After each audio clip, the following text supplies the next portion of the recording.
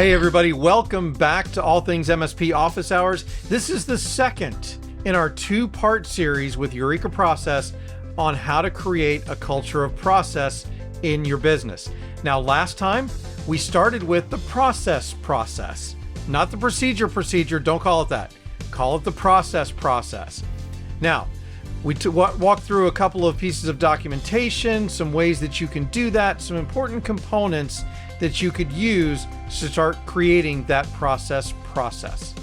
And now today, we're going to finalize that with now taking that process and creating that culture of process in your business. So of course, with me today, I have Alan Edwards from Eureka Process to walk us through this next step. And really, I think probably you got to have one to have the other. So they're both important, but this is the key component to making it matter for your employees, which is where we really need to take this because of that leaky bucket syndrome that we talked about in the last one. Absolutely. And again, Eric, thanks for having me back. I feel a little bit low-key attacked when you said the procedure. I love it. Thanks for teasing me. So when I'm working with our clients, we spend a lot of time creating processes, and then sometimes there's still failure at the end of the tunnel. I'm not scared of the word failure, right? I fail all the time. It's as long as you don't quit and you keep trying, it doesn't stick. And so that last key component, the thing that you must do to make the culture shift, is implement your coaching system. And there's a couple of key components I want to review today about what this coaching system means. So I feel like there's 3 layers of process. And more importantly, there's only 2 ways to mess up in a business. As working in the business, only 2 ways to mess up. Failure to live up to core values and a failure to follow processes. And this is where the 3 layers become important. So I'm sure we've all heard about core values. I'm actually quite passionate about teaching core values, and one day maybe we can do a workshop on that because I love it. Core values is a big part of the identity of your business. If I may be so bold, you can almost compare it to, why one church over another church. What does that church believe in? What types of people does that community attract? And your business is much the same way. People want to stay where they fit in, where they share beliefs and values. And that's why it's so important to define that core value. When I say people, I mean not just employees, but clients, vendors. Yeah. It makes the world go round, and it's really important. And even with well-defined and discussed core values, it can still be unclear how those behaviors look like to match those core values. And that's why we came up with the Ways to Succeed middleware. It helps connect behaviors to core values. So in our Ways to Succeed document, I have such tropes as, if it's not in your PSA, it didn't happen. And with explanations about how that relates to our core values. And that's really where the science comes in to making this stick. Same with, if it's not in your documentation system, it doesn't exist. I have some other ones. Another one that I like is admit mistakes. It's one of our Ways to Succeed. So we acknowledge the fact that we make mistakes and that most mistakes don't typically get you fired, right? If you admit them, we can head off any problems and we can learn from them. It's when people don't admit those mistakes that both those things become at jeopardy and start to violate our core values. Is there one more I can share with you? Oh, I love this one. Ask questions. Yeah. But not before you've referenced documentation. And so we've built 9 to 13 Ways to Succeed with some points, some practical examples about behavior. And it keeps me from having to repeat those needs in every process that I write as well. So you kind of have these values, and then you have the behaviors that map to those values, right? And then you have the processes to give you the technical pieces of how to actually follow those. Does that? Yeah, that roughly matches. So let's pick a very common example of a technician working a ticket. Let's even forget the technical solution of the ticket, but how to work a ticket. Like, hey, you're supposed to grab the ticket, put it in progress, and do these steps. If those steps aren't followed, what I expect is a manager to come to that technician and go, hey, you didn't follow our process. Because remember, there's only two ways to mess up: failure to follow a process or not live up to core values. And there's could be some positive answers to this, by the way. The tech might come back like, hey, I made a core values decision because of these extenuating circumstances. And if that holds up, great, thank you. Maybe we should look at the process. Or maybe for some of us who are tuning in with bated breath on this particular series, right? It's, I don't have that process. Well, guess what? Your technician's not in trouble. Instead, you're still going to have a conversation about process, but it's writing it. And even if you just start with a couple of bullet points to start it, that's what we want to do. Because we're always going to pull it back to process. And that's why all three of those layers are so important. I work with a lot of clients who want to start with process first, and that is okay. But what happens inevitably is after 3 to 6 months, I'm like, okay, now we need to back up and add core values so we have this overarching umbrella for what's happening. Another way to look at core values, it's the ultimate process.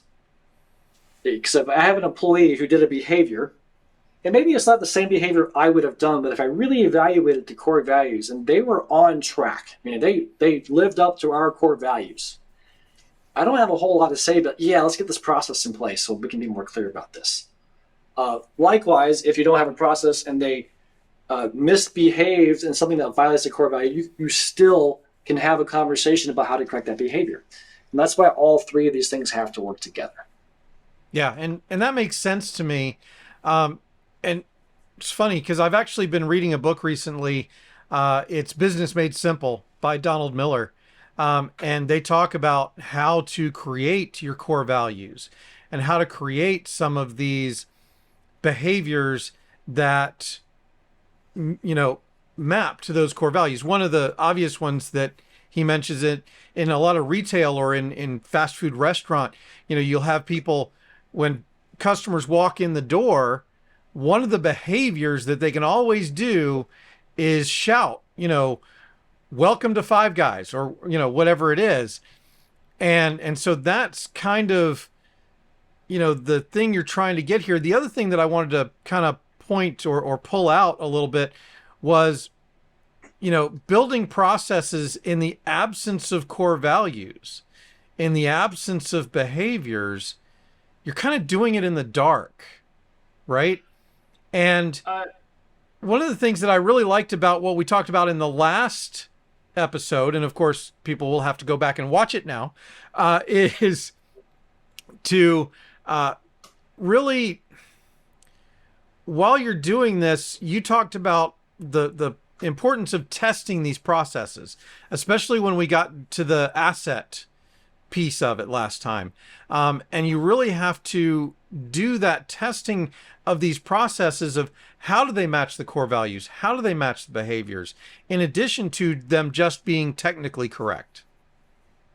Oh, absolutely. When it comes to especially core values and ways to succeed, this doesn't have to be a hard exercise to do that testing. Core values is one of those few times that while I want some feedback from my team, this really does come from the core of the organization as well, which would be leadership. And some of the ways we extract core values in our clients is having them, identify their ideal employee and understand their personality traits. Those might give you a clue to the types of things that you value. So having these three things defined, or at least understood, there's only two ways to mess up. We can then apply our coaching system. Now, the coaching system itself is not rocket science, as so many things that we teach aren't. It's just you have to have a system of escalation to make sure you're actually coaching them and holding them accountable to process. So let's take a practical, we won't get into too many details. Let's be practical about this. First lap, something happens. As I mentioned, you grab them and you remind them about the written process or the core value. There is no, hey, don't forget. You have to pull them back to the written documentation of the process. Same time, second lapse, retraining. Okay, now you have to pull them back. You have to have it on the screen. You have to walk them through it, ask them questions, help them understand. Before you move into things that seem a little more disciplinary, like getting them a verbal one, like, hey, I'm going to show you this again, because I know it takes some time to adopt new behaviors, but this is becoming a problem. Before you get into the written warning, it's like, okay, now this is serious enough that I have to put this in writing that this is a problem. And then that fifth time, probation, I like doing something like 90 days. 90 days of perfection regarding the one area of problem you're having. And I typically, even in our process, if you have middle management, I was like, okay, your boss's boss has to get involved at the probation step so they know that it's serious. I even read a letter, and the letter does say termination is the most likely next step. I hate termination. I hate talking about it. But they need to know it's serious. And ultimately, you have to act. Now, I confess this is part art and part science. There are times to make an exception. And I wrote in our book, Process and the Other P Word, a couple of examples. But like, if you've never made an exception before for this person, and it hasn't been about the same thing, maybe this is the time to do it, and that's okay. But the idea is exceptions have to be exactly that, exceptions, not the rule. I make it a habit of writing down each of these issues. I use OneNote for doing our quarterly reviews with our team. I write down issues. I also write down positives, by the way. If a client says something wonderful about one of my team, I write it down so I can bring it up, let them know that I thought about it. I mean, I've already broadcasted to the whole team, but I also remind them, quarterly review, hey, this great thing happened. And how are you doing on this retraining we did regarding this one knowledge base we talked about? Has it come up since? Do we have any issues? I haven't noticed any, so that's great. Things like that, and that's the coaching system. And since we brought up a really ugly word, termination, or promotion to another employer, quality time with the missus or the mister, I get this one objection a lot from my clients. Hey, they've gone through all 6 steps for the 18th time. Most of the violations were even core values, and they're terrible people. But I can't afford to lose this person. Well, I obviously always answer with, are you sure? Have you ever noticed the phenomenon that when you let somebody go, suddenly everybody comes out of the woodworks to thank you for it? Like, oh, and then you're finding all the other stuff that you weren't seeing because they were still there. I have never, in the entire history of my career, and I've fired or asked people to fire many people in my life, no one has ever regretted it. They've dreaded it. They feel bad for the person involved, but they haven't regretted the positive impact to their team. So I came up with this, again, not so empirical survey, this looking at what I've seen happen. When you really start to push a coaching system, right? So you build your processes, you create your core values, you start managing to those processes, you start recording issues. Because this is new to you, there's a good chance you've been pulling some dead weight. Because you haven't shown them what your culture is like yet. They don't know if they belong or not.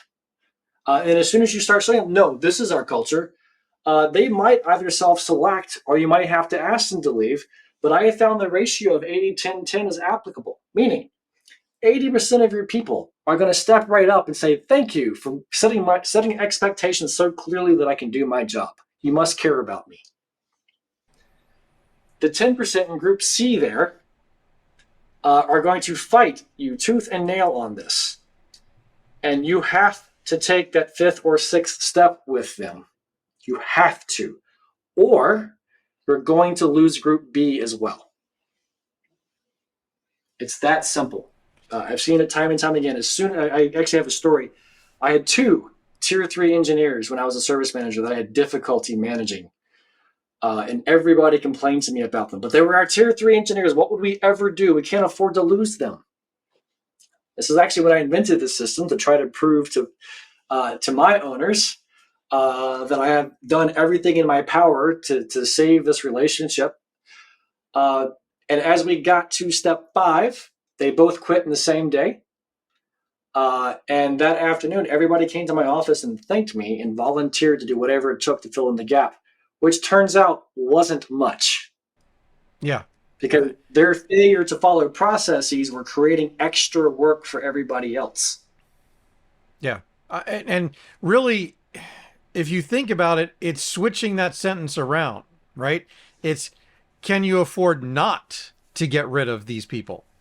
A lot of times, because they do create extra work. They create drama. They bring everything down, and the efficiencies that you gain by either correcting it or by removing the problem will, create the results that you're looking for. On the positive side of this equation, I've had some folks in Group C who fought me tooth and nail, and I give them every due credit to handle their exceptions, to work with them, and those that have turned around, which is many, became our biggest evangelists. Like, yeah, process is great after all. I was against it the first 6 months, but now I really see the benefits. So there's a positive outcome to this, and that's why I'm speaking so strongly about those final steps. It's scary to think about terminating somebody, but if it becomes real in their mind that this is how important it is to you, and in your mind that that's what you're willing to do to obtain this culture, you probably don't need to do it. Well, and that's the thing, right? I've been in lots of situations where I had employees who were, I'm going to call them laggards, right? And it's because we didn't have the proper expectations set. As soon as I put expectations in place, they improved immediately. And Right. by the way, that also includes the expectations of, if we go through step 1, 2, 3, 4, 5, and they're not improving, you've already set the expectations far in advance of what's going to happen. And so it's not a surprise to anybody when you get to the end of the process and you got to say, sorry, we're promoting you to your next employer, as you put it, so eloquently before. That actually leads me to a caveat. And this is a little bit of psychological warfare on my part. This coaching system, I do not broadcast to my team. I walk softly and carry a big stick. Because when you start making exceptions, there's a huge perception issue there that you're inconsistent or favoritism. So what I do instead is I keep this process on the DL or in management, and I show them through actions. Now, yes, if they're on step 1, no big deal. As they get to step 3, you might mention, hey, this is what I see as the next step for you. There's also times to skip steps if it's a big enough problem. Which is why I don't broadcast the system at large. Plus, it sounds like you're counting mistakes, which is not our intention. And that's why we allow for some exceptions. We want a progressive policy that allows re-education and training and mistakes to happen, but without it being a big demoralizing deal. And at the same time, we need the power to show them how serious we are about our culture. Right. Well, and yes, I can agree with that. I guess in my mind, I'm setting the expectation for the next step, not laying the whole process out from the beginning. Well, that was a good topic for us to discuss anyways. I felt highly enough about it to write that in the book as well. Because they started going, well, he has 4 infractions and I have 2. That's not what this is about. Right. And actually, I do now remember reading that in the book, because it was a little bit contrary until I thought it all the way through. It was a little contrary to my initial thought. And as there's a lot of things that I say, and I even conflict myself because there's always 2 sides to every story, and I feel they're both important to be heard. So speaking of 2 sides, I'm a little depressed talking about terminations, even though it's a good, passionate reason. I have a fun slide for you. I think it's fun. Maybe it's a little geeky to be fun. So some of these process names that I've had, like the process, or formulated procedure you teased me about. Names do matter. When I first created Ways to Succeed, it was 10 ways not to get fired. And yes, I posted it on the door of our service room like Martin Luther did when he separated from the church. It was kind of a dick move on my part. Right? This is why we get older and smarter, if we get older. And so eventually I was, okay, it's not ways not to get fired. It's a dirty word. We'll call it the 10 Commandments. Well, then I had issues with it. Sometimes it's 9, sometimes it's 13, depending on where I was applying it at. And commandments were still kind of strong. So I found the positive way to say it, Ways to Succeed. And that was several years in iteration to come up with a positive name. But words are important. They set the tone. They're part of that culture, that way of behaving. By emulating positive words, you get more positive things happening. One more example of the same is this was originally the discipline process. And we did a little more than just change the name. We're like, wait a minute, why do we start with a negative? What do we do with the retraining part? Because they say it takes 7 times before somebody hears you the first time for a change. So we wanted to, even when we're introducing new processes, we always talk about, sending it out in email, covering it in detail in a meeting, reviewing it in other meetings, reviewing it in our one-on-ones, before we start to enforce that piece of the coaching system. So names are important, which leads me to one more fun thing. Sarcasm. I love sarcasm. And it seems to be twice as rampant in the IT field. I think it's because sarcasm is actually a highly intelligent form of humor, kind of like dad jokes are, and puns and such. And as much as I love sarcasm, I have found that it's not great for culture. Even if you want to say that our kidding humor is great, especially as you expand and include more people, not everybody sees it that way, no matter how bad you want that. And so just keeping things positive at all times, including in how you name your processes and policies, is important too. Call that a bonus episode. So this was our journey in this 2-part series, right? Step 1, get started. Write the process. And for those of you who watched part 1, we posted that with a link to the actual template you can copy and paste and use for yourself. So that's the process. Just get it started. Don't overthink it. So many of us IT types want it to be perfect, or think we know better. And maybe you do, but I'd rather you get it done than get it perfect. You can always iterate on it later and make it perfect the way you want. Copy and paste it, fill in the variables, move on for the meantime. Yeah, that's something that I struggled with. Was I always wanted to design something great, and then I ran out of time to actually do it. Yeah. Yeah, or you begin to feel like it's a burden, so you don't do anything else ever like it again. That happens to me sometimes. And then the last half of the previous episode, we talked about documenting more of our decisions, such as the device naming standards and password naming standards, client assets. Even the coaching system is something you can document as a decision on how you want to work. Apologize for my phone ringing. And then this webinar, which is manage to the documentation.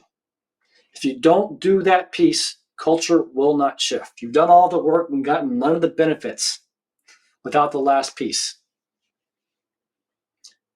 And thank you for coming to my TED Talk. Yeah. My Eric Talk, sorry. You're not Ted. That's all right. I've been called Ted before. I don't know why, but it's happened. Anyway, so I wanted this to be one of the early office hours simply because this is so important to a service business. Because if you don't standardize on how that service is delivered, and that'll be my cue to switch to the interview 2 up. There we go. If you don't deliver it consistently, you're going to have problems. You're going to have problems with your people. You're going to have problems with your clients. So building these processes, creating the standardization, creating the consistency is what is going to help you drive efficiency as well as satisfaction, in my opinion. I mean, people are satisfied with McDonald's because it's consistent, even though it's not great. And yes, I know we all want to be great, and a lot of you probably are already great, but consistency solves a lot of problems while you're working on being great. Because even if you're consistently good, you're going to retain clients while you continue to improve great. And plus, if you have a culture of process and then you improve your process and make it better, your people will change with it because that's your culture versus why won't they adapt with me? Well, and it comes down to a word that we've used several times in these past 2 sessions, and that is expectations, right? If your clients know what to expect, they're not going to be disappointed if you're delivering on it consistently. It may not be great yet, but it's consistent and they know what to expect, so they're not disappointed. Where you run into problems is when they start becoming disappointed in the service that you're delivering. Yeah, I mean, great quick example, client onboarding. I love to do a little dog and pony show when we're on site the first time and entertaining a few folks. We always give the announcement, hey, our team is doing some documentation, some quick touch-ups while we're here. It's not our part of our plan, but there might be disruptions. And we apologize in advance. Please bear with us and report it to us. We're here in the building. And while that almost never happens, it has before. We have set expectations, and then when we exceed those, great, and that's 80% of the time. And every now and then it happens, but they expected it. It's no big deal. Yeah, exactly.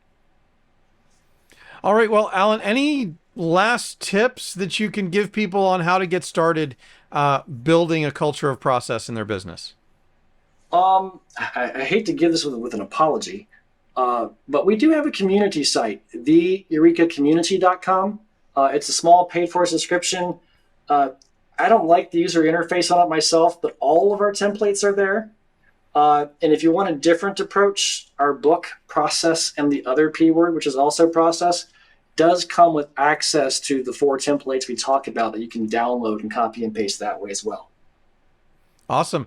And of course, one of the things that people struggle with anytime when they're trying to build this, especially as a busy business owner, is accountability. So if they want to engage you in Eureka Process, how do they do that?